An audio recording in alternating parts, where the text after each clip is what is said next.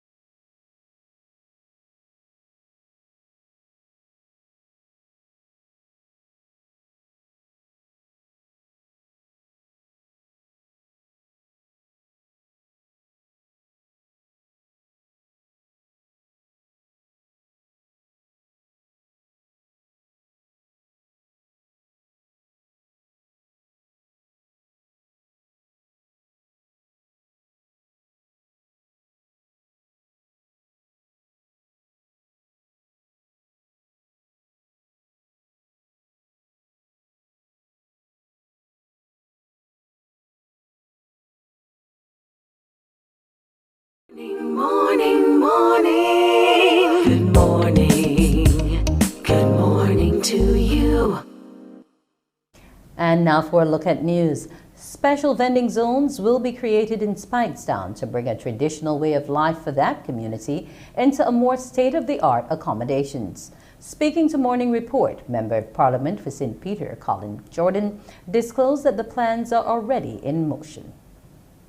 I can share with you and with the public that I have asked as one of the two areas that I've submitted to the ministry responsible for business development to be considered as areas to set up vending zones.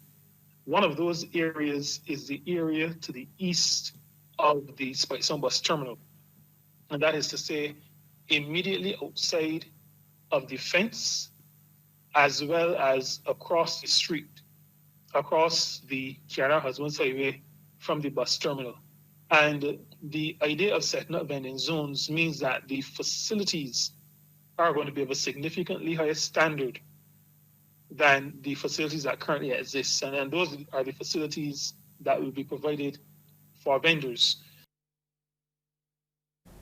Barbados has recorded 377 new COVID-19 positive cases. This, according to the Best Los Santos Public Health Laboratory, after conducting some 1,401 tests on April 6. Those new cases include 185 males and 192 females. There are now 74 people in isolation facilities, while 1,902 are in home isolation.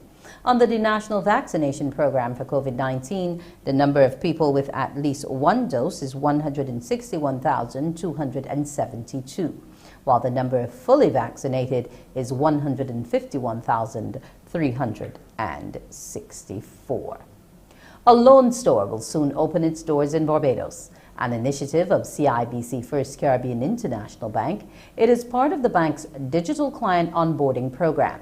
And Managing Director of Retail and Business Banking, Mark St. Hill, says testing is in progress and the doors of the store should open by the end of the month. We have harnessed the very best in technology, accessing significant data across our bank, providing access to loans in 10 minutes. Whether it's a personal loan, an auto loan, a credit card. And by the way, that 10 minutes includes approval and crediting your account with the funds. We are making our clients' ambition a reality in 10 minutes. Guyana's Attorney General Anil Nanlau is advocating for a blended delivery of justice in a post-COVID-19 era. The pandemic resulted in the justice system implementing virtual courtrooms and electronic filings and communication. And Nanlau believes this is an integral part to the delivery of justice. He, however, acknowledged it is equally important to stand in a courtroom and argue cases. The Attorney General, who spoke at the opening session of the Demerara Criminal Assizes, also lauded the justice system for serving citizens with distinction during this period. There are multiple examples of successes of this system in the new normal. In the midst of this physical shutdown of courts, which graduated to virtual courts, the legal fraternity stood tall and rose to the occasion of adjusting to the new normal. We could no longer operate as we used to. Technology and internet became indispensable. Going forward, today it seems that COVID-19 is in the decline, and some would say we are slowly returning to the way things were, to normal. Well, I say that we should never return to the way things were. And I say that a blend of what obtained before, coupled with the system which we have implemented, should form an integral part of the new normal to propel the machinery of justice. And that's news. We'll take a break here, and when we come back, we'll have Morning Barbados. Morning, morning, morning. Good morning. Good morning to you.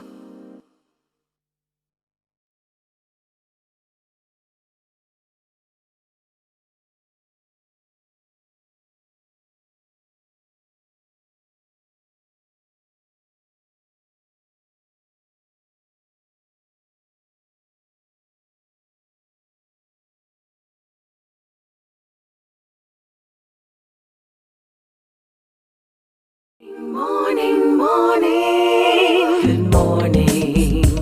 Good morning to you. And welcome back to Morning Barbados. This morning, we're going to be going to a Bajan afar. Mr. David Beckles Jr., a Barbadian living in Brooklyn, New York, aka Black Rock Dave. He was born in Brooklyn but raised in Barbados. Good morning to you. Good morning, good morning. Morning, Yes. Barbados. Now, they say that you were always a joke teller, and this is something your friends say, but you get serious, and you have studied media and communication arts at the City College of New York. Now, That's correct. what was your end game in terms of your studies versus where we are now? To be quite honest with you, I wanted to be an actor, right? But to tell my Caribbean parents, hey, listen, you see all the accounting thing and maybe nursing? I don't really want to do that. I want to act. So I kind of skirted around in terms of being able in production. And to be quite honest with you, the facilities that they had at the school were not like top notch, not like a NYU where, you know, you got to spend thousands and thousands of dollars. But I figure if I skirt around it a little bit, I could eventually get there, to be quite honest. Okay. You did get there in some short measure. You did a couple productions on stage playing Othello. Yes, What was that yes. like for you playing the Black Moor? What was that like? It was pretty challenging because I had a relationship with the director because I had did several plays with him first, and he's like, "Listen, man, I know you want to take it to another level, so I want to do Othello." I was a bit intimidated because everybody had training and experience, and I didn't have any. But in the end, it worked well. Okay. Now, stand-up comedy is also something that you would have tried your hand at. Tell me about that. Oh yeah, oh yeah. I mean, stand-up comedy is a different beast, man. It's something that it's you. It's nobody else you can lean on. It's you and your thoughts and what you present to the world and to the stage. So I'm forever learning, even though I started a while ago, off and on. But I'm still pursuing it to this day. Now, that's in front of audiences, but how we know you is through social media. And we back home here in Barbados often send your different skits viral because there's nothing quite like Black Rock Dave, especially when he starts to talk about Akis and all the other ways that the Bajanisms should be said. You know, what Very, very brought true. that about? Um, I mean, sometimes you watch the trends, and let me be real. Any part I go in the world, as a 246 man, I from Barbados at the end of the day. You know what I mean? So I've been in different states, different cities, but Barbados is there also through me. So we have a unique way of looking at things and calling it things. My wife is from Trinidad. So when she called a fruit something, like the other day we had a discussion about a wheelbarrow. She's like, I tell she, yeah, that's a pancake. She's like, what? She does a wheelbarrow. So, and that's the kind of things that, the Bayesian hold on to. So listen, that's a pancake. Them is Akis as opposed to Chenet or Guinea or Guinea Pass as the Latinos is called. So it's Yes. just, hey, everybody have a way. We have one too. No, the other thing that you look to do, even though you're living in New York, is to bring out a lot of that historical culture, especially in terms of things like child rearing and, things you could or could not say to your parents and elements of discipline. Yeah. I find you tend to get at that a lot in your comedy. Is that something that's close and true to your heart in terms of how you were raised in the Bajan space? Yeah, that's how I was raised. I was raised by my auntie, so those are the things that were instilled. Also, too, in the time that I grew up, that was the order of the day, and you saw it in many different families. Some more stricter, some are lenient, but it's just you're pulling from your childhood and just turning it into a piece of art, comedy. That's what I intend to do as well. Okay, so what outside of the skits that we often see up, what else is Black Rock Dave doing at present? Well, I currently writing. I am starting also a podcast with a good friend of mine that I do a lot of videos with as well. I know you may see him. I do something called a Stakeout series where we play undercover cops. He is a white American. I'm a black Asian, and we working together. And we get into it on what we say, what we call things back and forth. This is a very, very true thing. And in a place like New York City, especially now in these times, there's an individual pride of your heritage that you stand up. And in a place like New York City, you can be proud to be whatever. You know what I mean? I'm just here fitting in, bringing my Bayesian Okay. culture to the world. And we are happy that you're taking 246 all the way every day because we really, really, truly do enjoy these skits. I appreciate it. Because there's things that are intrinsically Barbadian. I mean, I saw you Yeah, just now with the marble. We refer to that as a goji. Some people might yeah, just a say it's a goji. large marble, but for us, No, it that's a is a goji. goji. And you I give got books with it. Oriental. Exactly. I got, yeah. And And that if was a I, thing back then, collecting those marbles. Did you have Milky yeah. Whites too? Yes, yes, yes, yes. But you see, the thing is, right? I used to get my marbles from my mother. Used to send them here, but I didn't want to play text and get my marbles taken from me. So no, I didn't. I need to play text. I used to play tens and twenties, killer and goops. Well, I used to play text, but when I lost, I still had all my marbles to take home. Yeah, yeah, yeah, yeah. Because Because that's how we that was the played, culture. Yeah, Yeah, and that's you exactly what it if was. if Yeah. you brought if you brought the toys out for everybody else to play with, and you lost, you took what was yours and you went home. You know, that But was sometimes that how. was always possible. No, Depends on no, who you're playing depending with. on That's who you're always playing with, possible. because if the bigger Yeah. you know, you gotta hold some strain. Yeah. You know.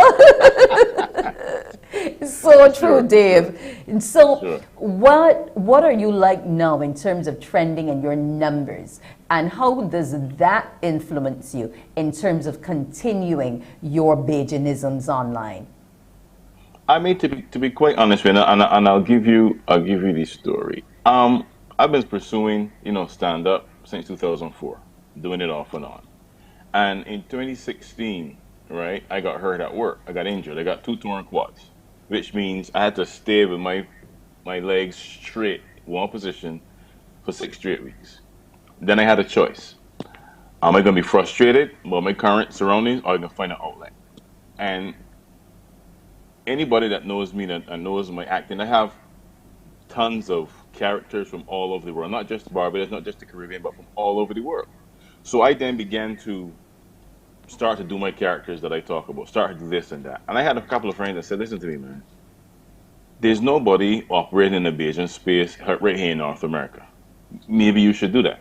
And just, and I was like, And then another friend tell me the same exact thing, and they don't know each other. So then I just start to going to the bag, go to characters and scenarios, some from childhood, some from current day, and just mix them with what's going on currently. You know what I mean? Because the reality of it is, if you live in New York City, if you live in the Northeast of America, where a lot of Caribbean folks are, that's what you see. We are often seen. Uh, you cannot operate in New York City without running into a West Indian, and chances are you're going to see a Bajan somewhere in there. But when it comes to movies and TV series, we don't often see us. You might see us as a cab driver here. You might see us as a doorman here. One of my goals is to change all of that. That's why I'm writing, developing series that got Bajan people in it and leading in it. You understand? That's what one of my goals are. I am looking forward to seeing that series, even if it isn't done mainstream. There Yeah, is the digital platform there, and a lot there more is. people are going that way. And that's how a lot of Very true. people actually have become discovered and are now in Yeah, Hollywood. So, Dave, yeah, I yeah, wish yeah. you all the best with that script. Thank you very Let much. me know when you will be releasing some short tidbits and where we can Yes, go to get it. Now, before you for sure. go, are you going to give me Yeah. how to know your Bajan? Are you going to give us Okay. viewers a quick joke? A quick one, a quick version. I had one the other day. How you can tell if he's a Bajan without telling me he's a Bajan? Cornmeal dumplings. Cormier. Cornmeal dumplings. Oh, cornmeal dumplings. So, so true. Who Cornmeal else dumplings. makes them? It Who it else can't be does the them? dumplings without cornmeal dumplings. Me myself personally. Understood.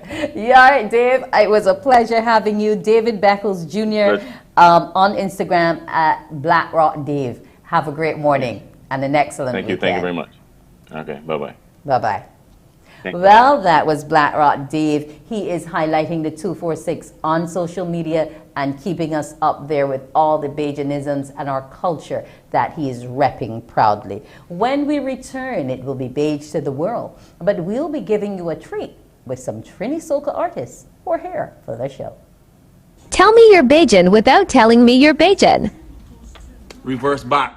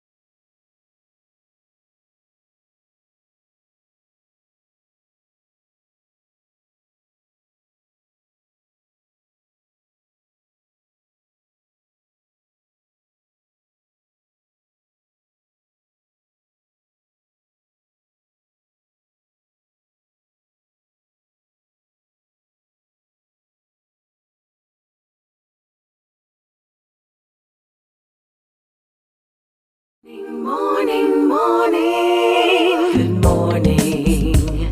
Good morning to you.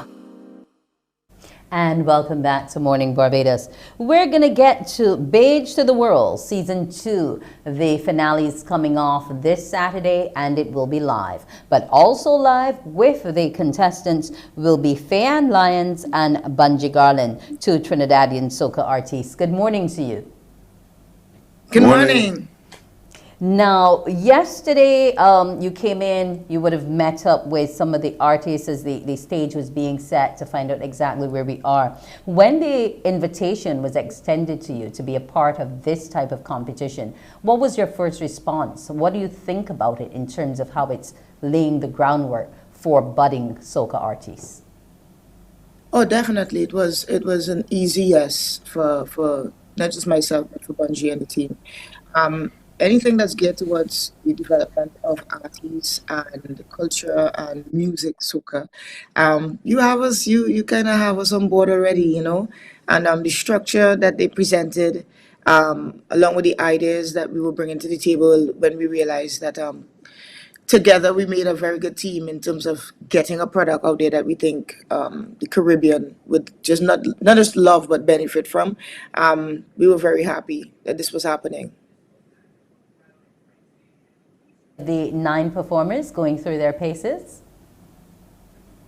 Pardon?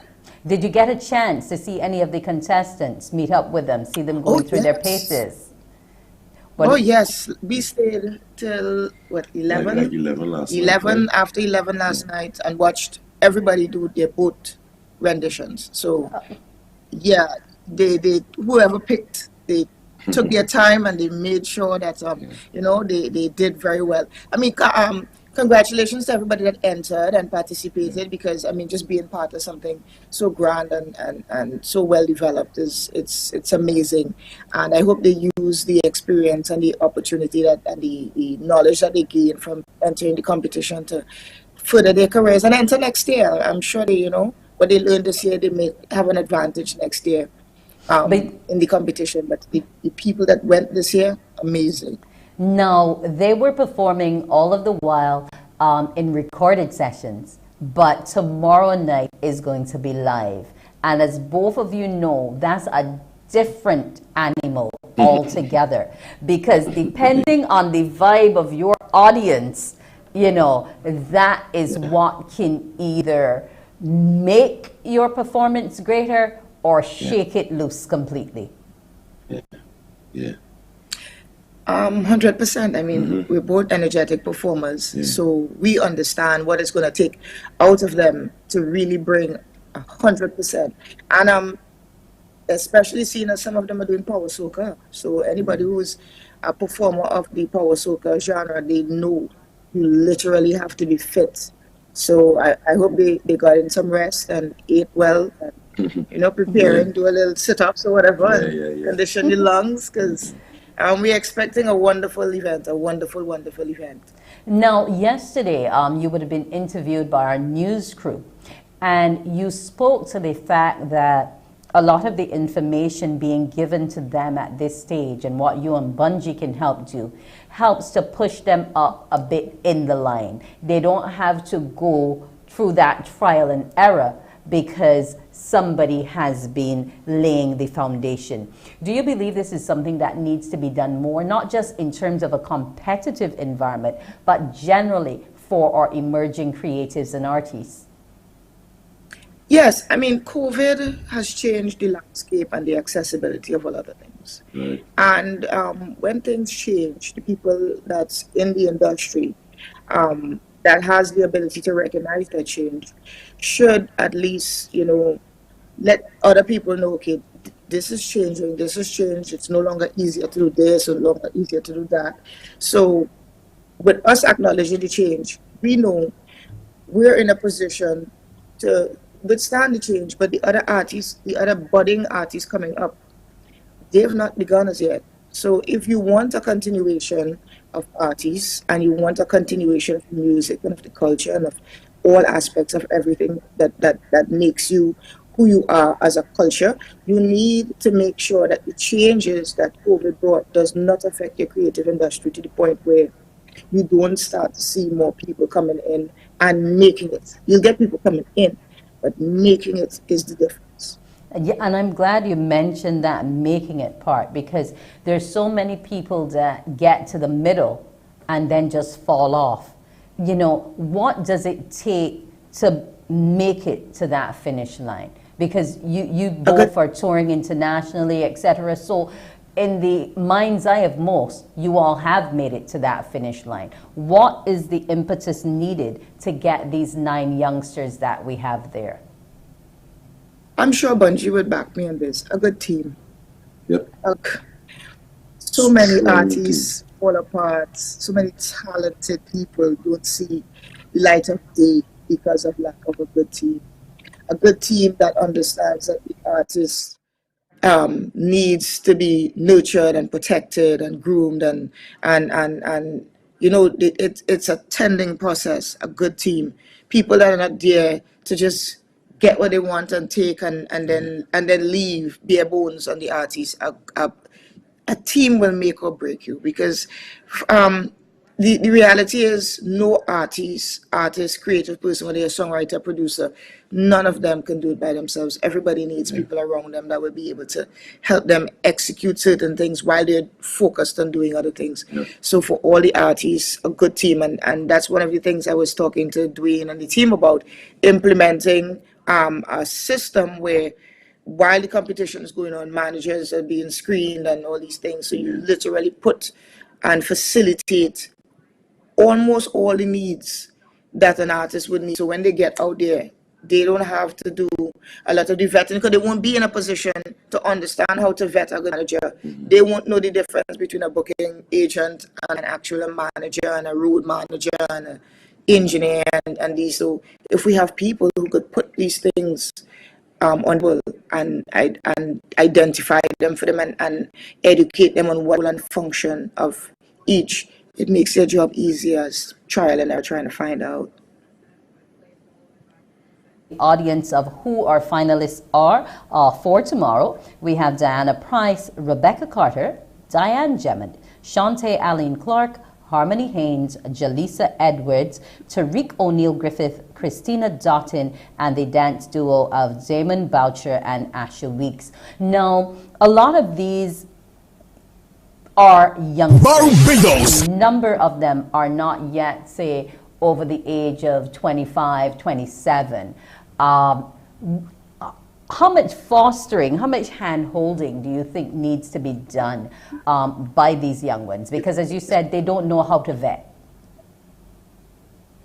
I would say, I wouldn't say like a whole lot, like excessive. I mean, want to be like someone needs to be there to kind of just show the ropes, but they need to be allowed to learn on their own too, right?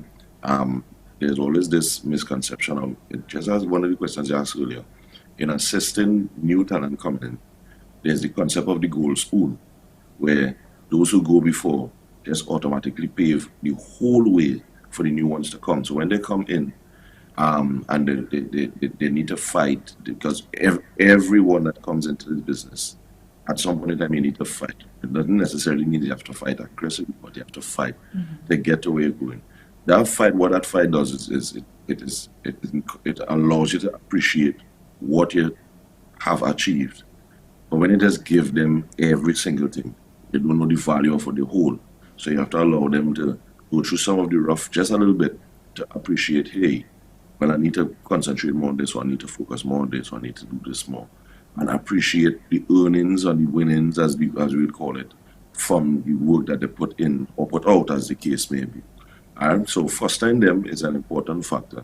I always believe in that, because it was very difficult for artists like myself and Faye when we were coming in. We didn't have people to do that for us because of the way our industry was set up.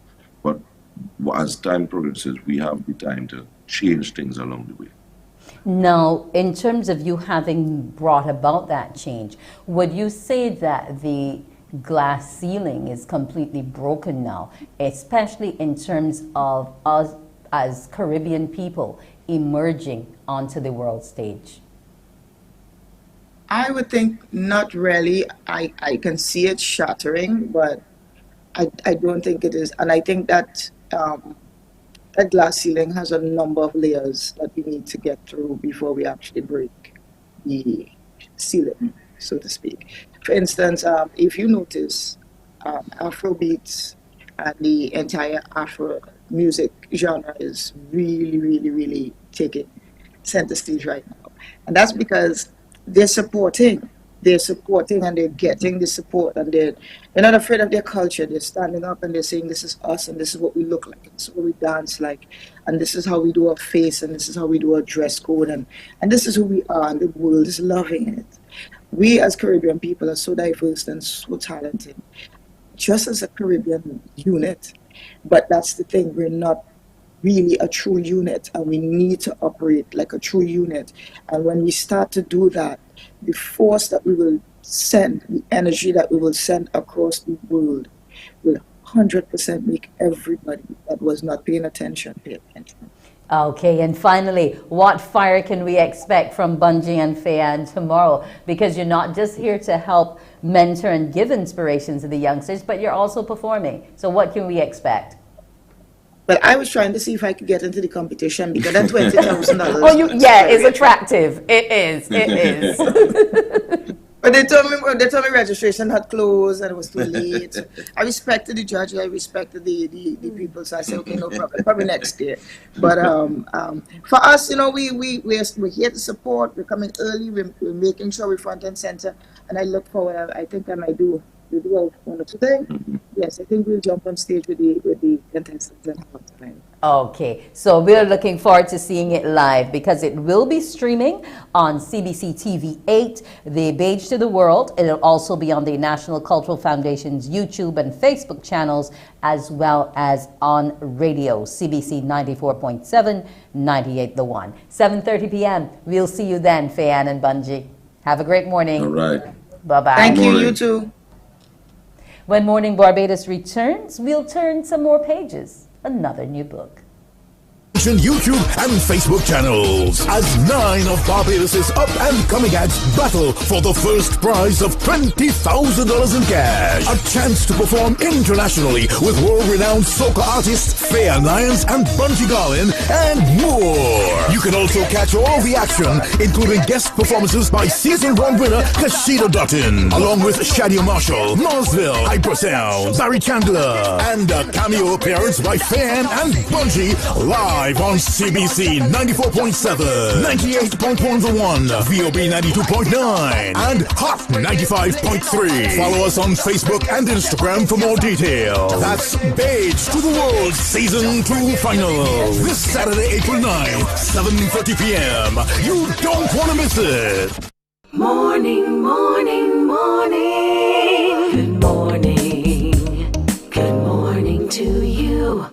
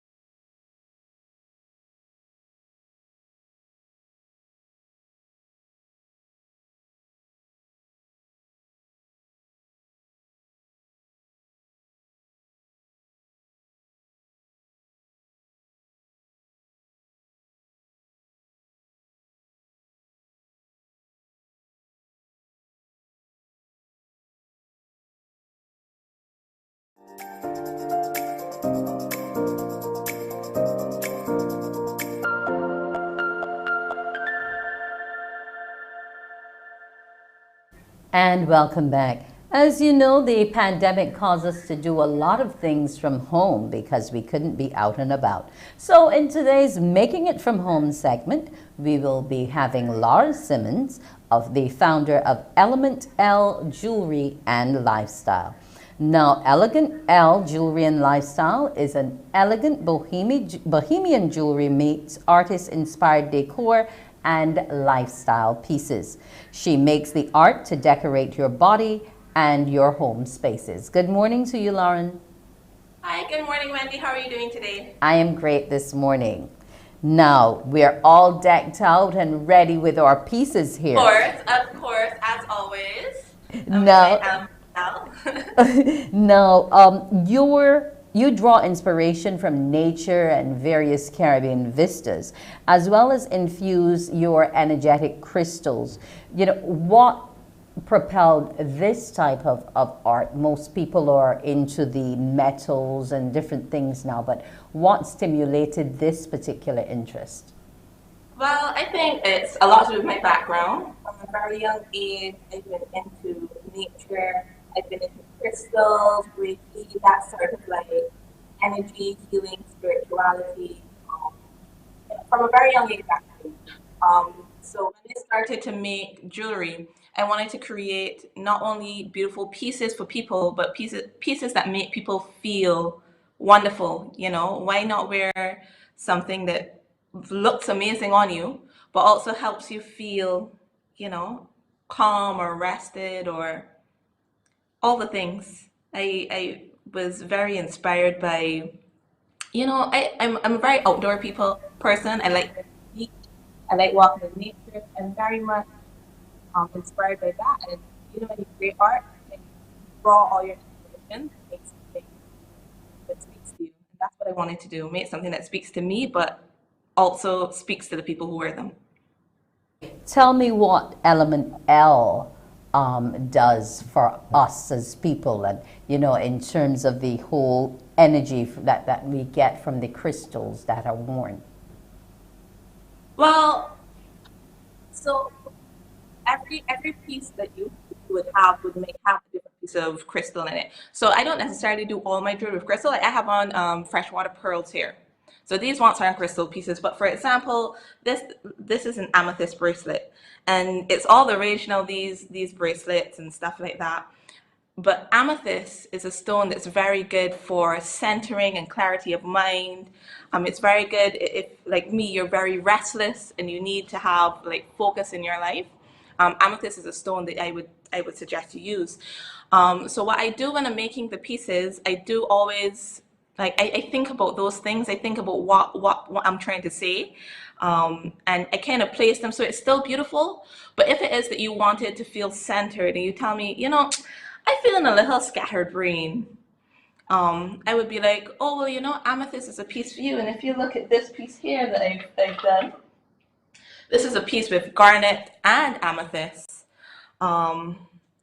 But it's still a very beautiful piece. You can still decide that you're going to dinner and you want to wear something long and you want to put it on. So it's not just necessarily that it's a crystal that's all about, you know, focusing and centering and stuff like that, but it can also be beautiful. You can be beautiful and still have what you're wearing help with all different aspects of your life. You started this at a young age. How old? So I was 14, I think, when I started making jewelry. I actually started with wire. It was my mom who did a wire bending class just in her free time, and as the daughter that I am, I took out her things and I started with the wire bending. I started with the adding the crystals into things, and I would go every now and again. She would go to fairs, to little fairs, and I would go with her. And then of course I graduated, I went to UE, and I was, you know, in that little space where you're not making enough money, but you still, you know, you're kind of trying to get your footing. And somebody was like, oh, they wish they could afford this piece. It was one of my friends, and I was like, I can make that for you. And I actually made it for them. And they went out and they started showing everybody, and it kind of expanded and grew from there. I started getting orders, and I was like, this could be a viable business. So then I started Element L, and I thought when I was naming the business, I thought, well, I really like all the elements. I really like being out in nature, but also it's kind of me. Like all my pieces are, even if I'm making it for you, there's still an element of me in it. So that's where the L comes from. Now, where can we find your pieces if we wanted to get them? Do you retail with anyone, or is it strictly through you? Well, we're actually currently working on retailing with a couple places, and we are going to see that on Instagram. But right now, I'm on Instagram, I'm on Facebook. So if you want anything, if you see a piece that you like that is available, you can have it. But I also do custom orders. That's a lot of my business. I tend to make things that you want. So say you wanted a piece for this, you will get in contact with me and we will make you something that you love. So currently, if you want something, we're on Instagram right now. And eventually soon, and when I say soon, I mean this coming month, we are going to start retailing with his store. So very exciting things coming down the pipeline. So that's Element L Barbados on Instagram, on Facebook. Now I'm noticing here that you're also into doing the acrylic. I'm seeing some coasters, I've seen some trays. How have you fused this type of art, or how did you manage to break away from what you traditionally do into this? Well, that was kind of an evolution for me. And how it started was I kind of wanted beautiful things for my space too. You know what I mean? So we kind of got into resin. I can't remember if or if it was just that we kind of got into it, but we started doing resin pieces kind of to do the same thing. So now when I talk about Element L, I no longer talk about jewelry only, because we do jewelry, we do art, decor pieces, we're doing resin.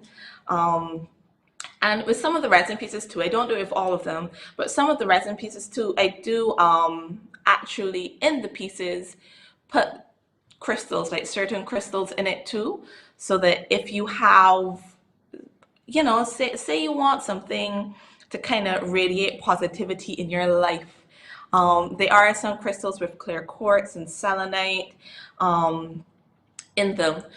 I also do custom pieces. A lot of the times, what I'm having happen a lot is somebody saying to me, you know what? I want a piece that I can use. They want a tray that they can use when they wake up in the morning, and they want to have their breakfast mimosas with hubby. So we do trays. We also do seascapes.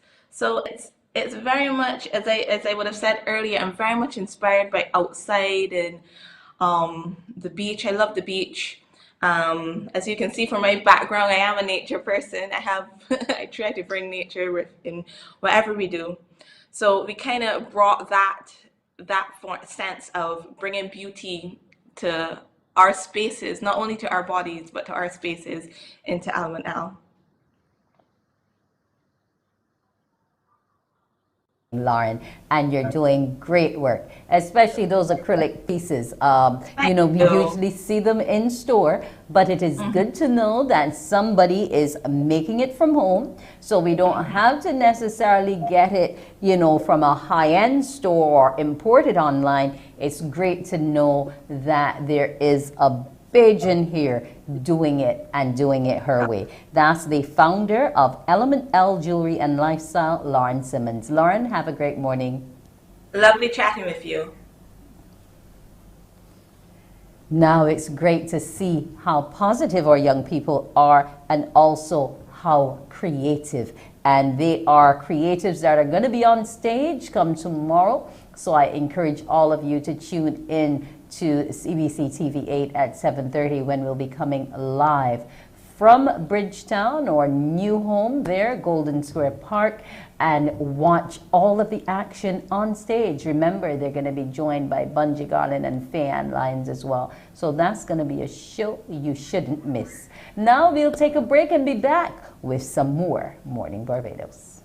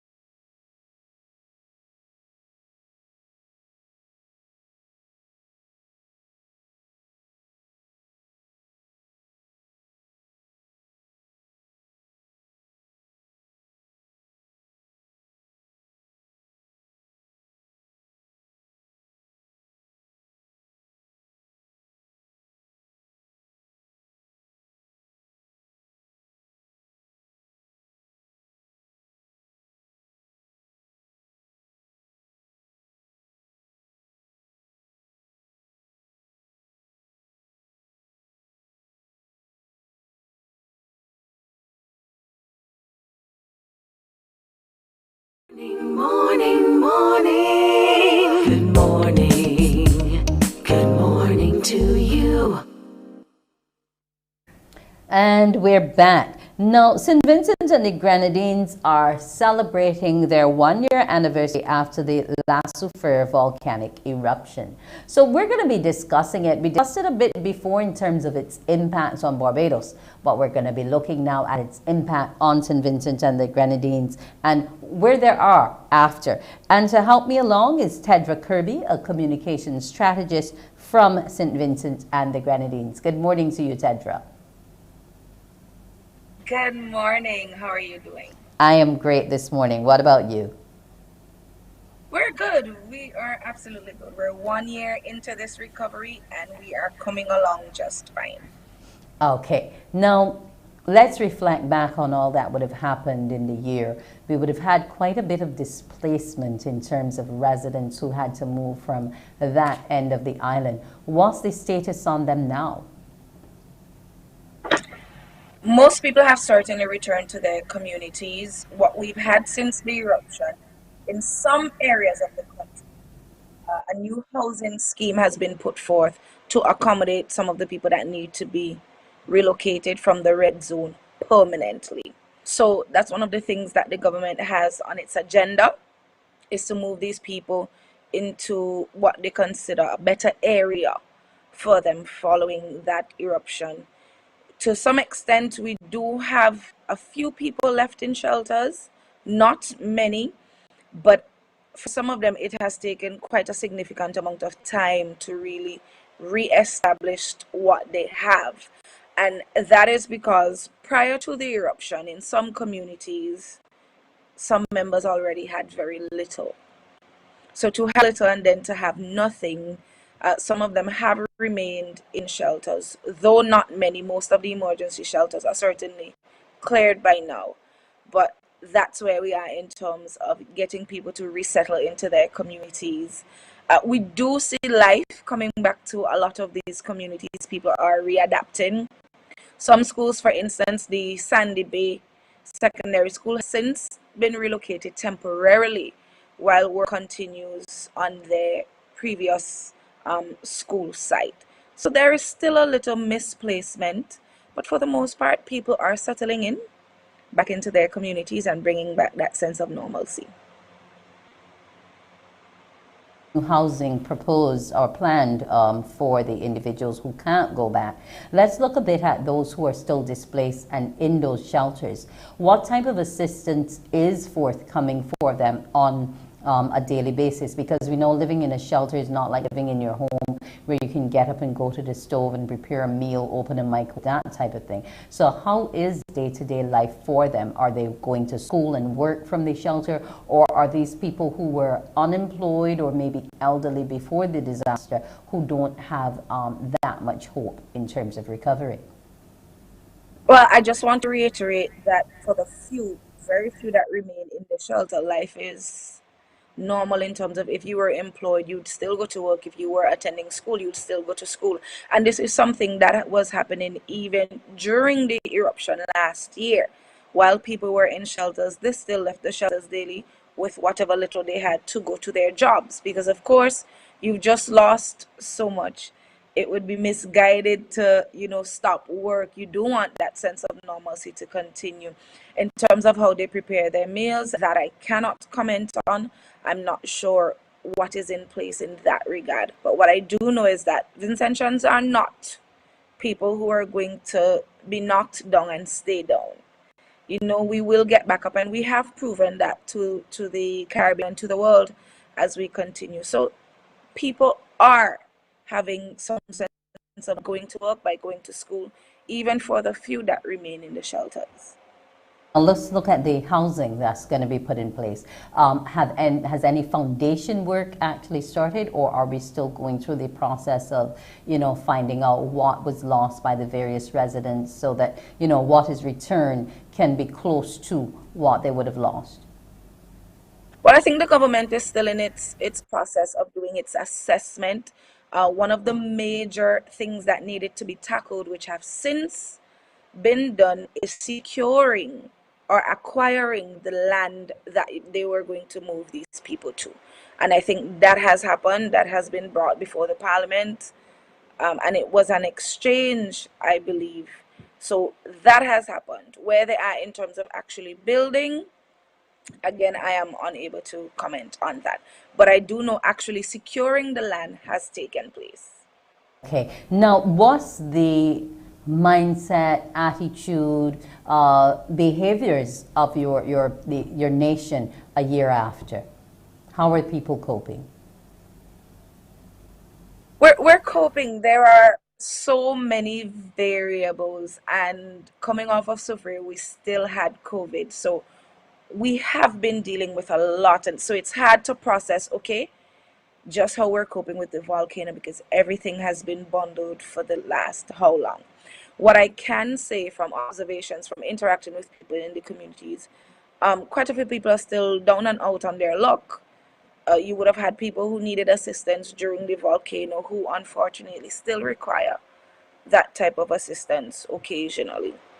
I can tell you from personal experience, uh, psychologically, there is still something that makes you a bit hesitant at times. I have a 6-year-old, and whenever he sees clouds looking a certain way, the first thing he asks is the volcano erupting again?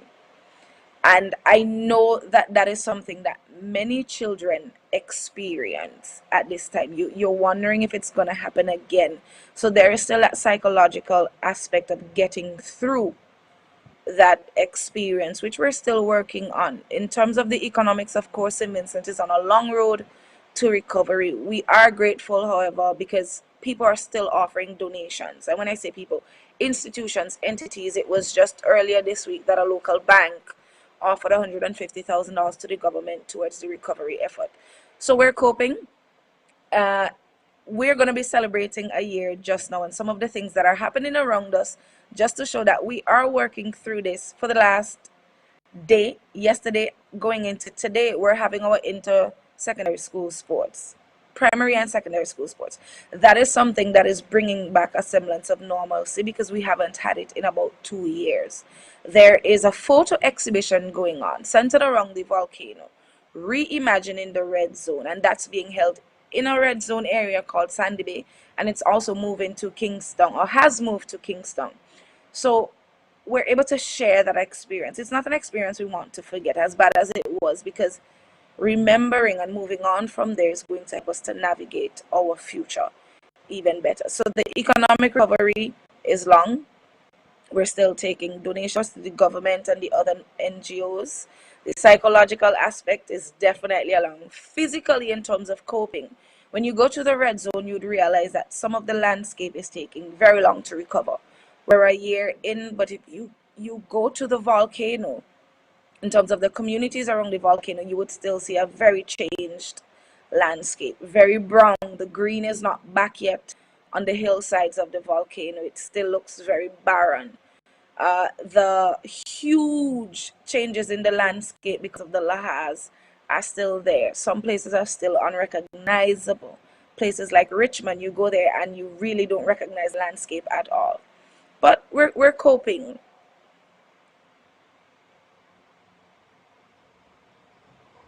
Hello? Is it, if someone wanted to give assistance still, is it being done primarily through the government, or are there any NGOs that you could reach out to at this stage? There are NGOs, however, I will advise that you go through the National Emergency Management Office, which is of course part of the government. So that's what I would advise. So much, Tedra. Tedra Kirby, communication strategist there from St. Vincent and the Grenadines. I wish you and your people well on their road to recovery. A year in, it's great to hear the little ones are back to sports and competition, because life still needs to continue and we need to make things as normal as they can possibly be, barring the situation that we're in. Well, I want to wish you a great day and an excellent weekend as you go forward. And here's the best to you and your country in recovering. Thank you guys so much. Of course, we're always appreciative of the support of the CBC team and the Morning Barbados team for giving us continue to give us your platform so that we can share our experiences with you from across the world. Thank you so much, and morning, Barbados. That was Tedra. It was great having her with us this morning, speaking about St. Vincent a year after. Now, she spoke to the fact that the children have been going into competition and sports, but it's also exam time. And a lot of our little ones are under stress and need a way to release it. Well, over at the Lodge School, they found a way. The entire school participated in a challenge, the anything other than a traditional bag challenge, and they had some TikToks which showed exactly how creative their little minds could be. And here we have some photos of those 6 formers who are preparing for CSEC and what they did with the challenge. Morning Barbados, it's been a pleasure bringing it to you. I'm Wendy Burke.